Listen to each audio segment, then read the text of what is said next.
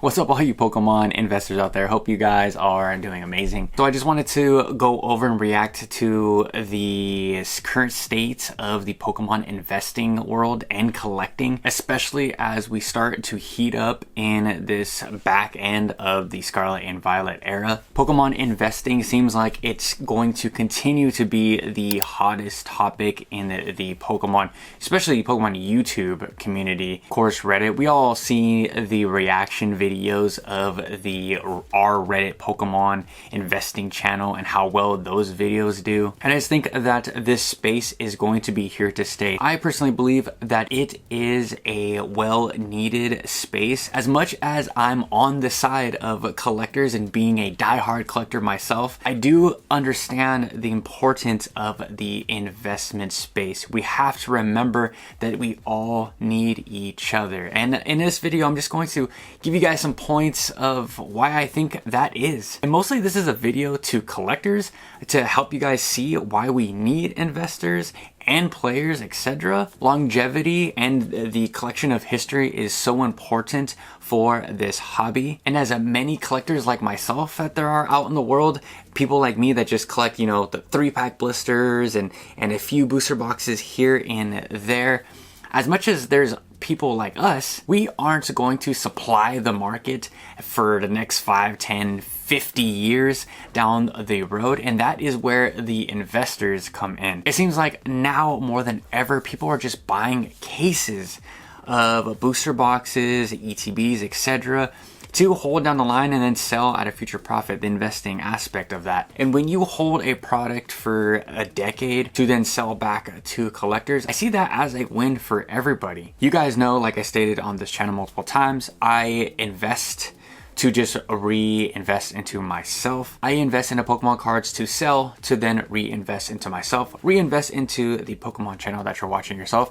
Actually, this stuff pretty much all got started, like the better HD camera. I was using a iPhone and no mic. All that stuff got bought because of some of my Pokemon investments, my booster box, my early booster box investments just went back into purchasing, again, stuff for the channel and reinvesting into my own personal collection. Not to mention that there's going to be a lot of new eyes in the Pokemon world, the Pokemon community, because of investments. I have friends that send me Pokemon links on eBay, last auctioned and sold Moonbryons, Surging Sparks, Pikachus. So there's definitely more eyes coming into the hobby, and I do believe that a lot of people in other, you know, trading cards or sports cards are now investing into Pokemon, which then drives up our market value, which now is the reason why they are so important to the hobby.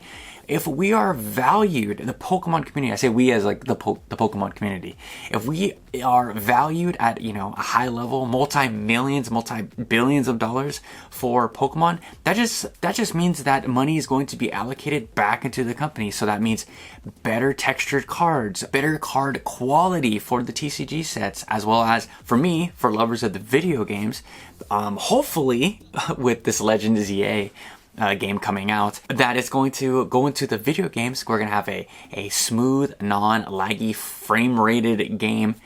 Even though I understand that Pokemon has enough money to deal with all that stuff. I get that. I'm not saying that they're struggling and that they need more money and more evaluation so that they can make better games, etc. I understand that. But the market being super hot and Pokemon realizing that a lot of people are now investing and driving up the value of their stock is just good for everyone. It's good for us collectors as well. As much as I don't want to admit it at times, as much as I would love for these booster boxes to be at $75 so I could scoop up all of them and rip them whenever I want.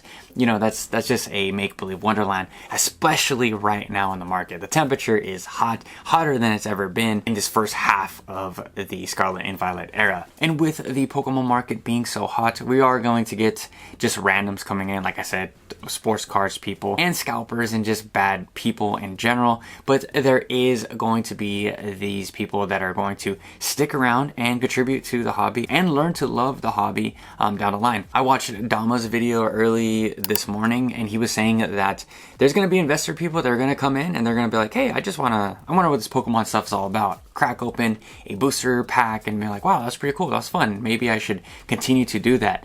And I think that's what we kind of saw with Pokemon 151. There was a lot of people that got brought back into the space, if that was collecting, investing, and or ripping, and then they just stuck around. There's a lot of people in the Reddit groups that I'm in, which is great, which is so positive for the hobby. The more the merrier in the Pokemon community is something that I always say. And there is no doubt that the Pokemon investing space is contributing to the growth of Pokemon, and with growth we see more small businesses. So my recent YouTube watching obsession is coming from these like small businesses, Pokemon small businesses, where they just document their journeys, document their everyday lives and stuff. Kind of like Brian from Pokemon, he's like the top dog, but I follow there's another guy I always cite called Gem Pools, who always just talks about his small Pokemon business, buying Pokemon from his distributors,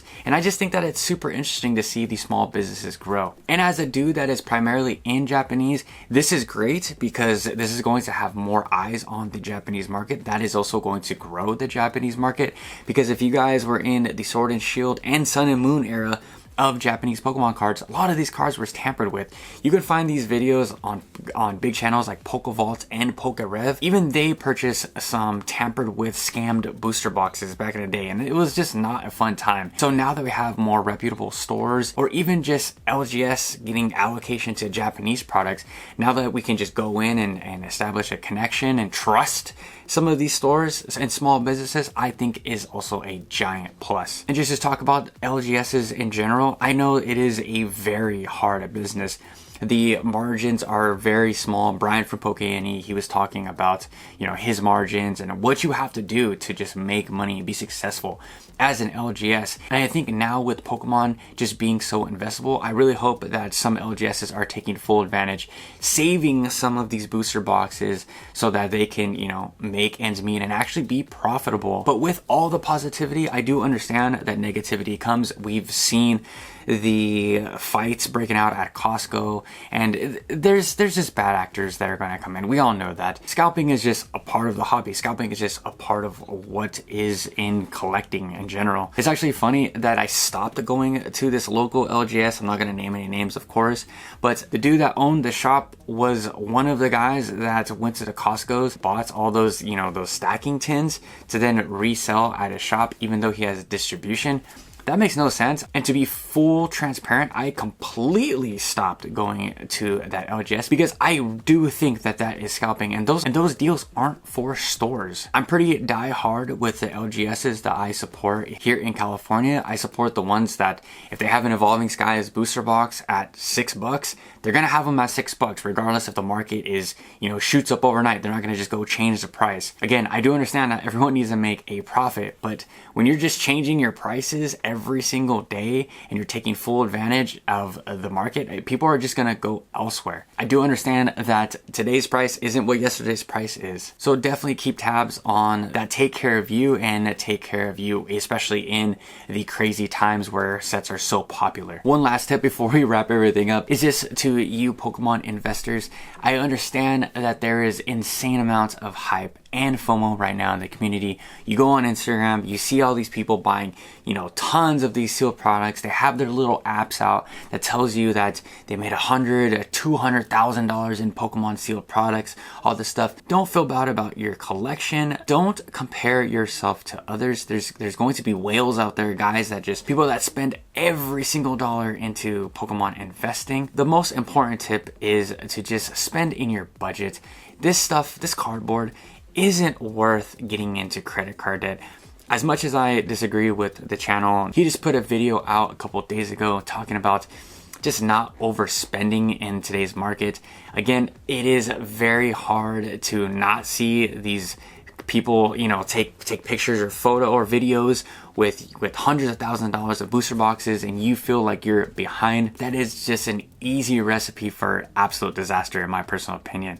I felt that when I first came back in. I was like, I don't have enough booster boxes. I don't have enough Silver Tempest. I need to just buy you know, hundreds and hundreds of dollars to catch up to these people, when in reality it doesn't really matter. Set your own collection goals and set your budget. At the end of the day, this is just shiny cardboard. Is this a vessel for investments? Sure, but again, I'm always gonna tell you guys that there's way better investments out there than sealed Pokemon products. Not only is this stuff hard to move if you live in a small town or not in California where you have a bunch of opportunity, but it just be realistic with both your collections and with your investments. I've just seen and heard of too many people getting themselves into some pretty bad credit card debt over some products that they thought was going to move, thought was going to be the next, you know, team up sets and the next evolving skies, and then it just doesn't. We never can truly predict what the market is going to do,